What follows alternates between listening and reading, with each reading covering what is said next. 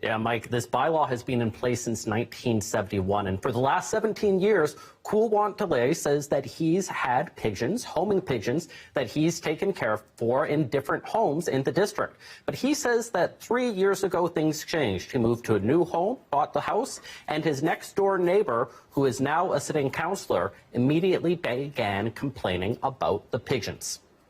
Everybody hobbies. She have 2 dogs. I never complain. She always barking. She have backyard, no problem. I have backyard and my pigeons always on my area.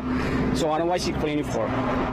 So, Justin, this is a district councillor that's complaining about this man's pigeons? Yeah, Betty Forbes is her name, and she's been complaining about this basically ever since he moved in 3 years ago. Now, at first, she was just a member of the public, but she sent lots of letters to staff, phone calls, and at one point in 2017, at a public hearing about chicken coops, she brought up the pigeon bylaw and how she wanted it repealed at that meeting, saying that this pigeon, ever since the day it had come in, was having an impact on her and her property values.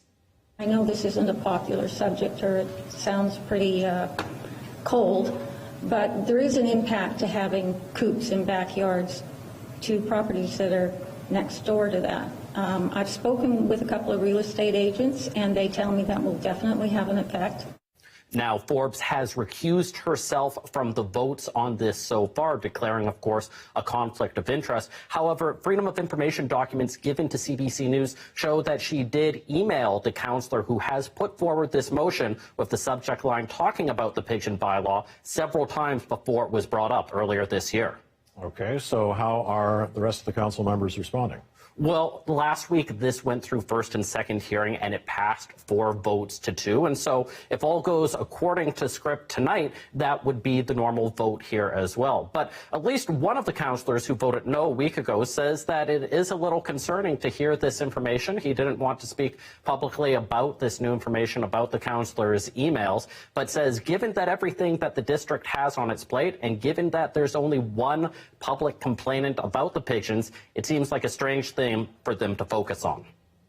I'll see what I said before, which is that I don't think it's an appropriate use of our time, and there are more important issues for council to be discussing other than banning pigeons based on a single complaint.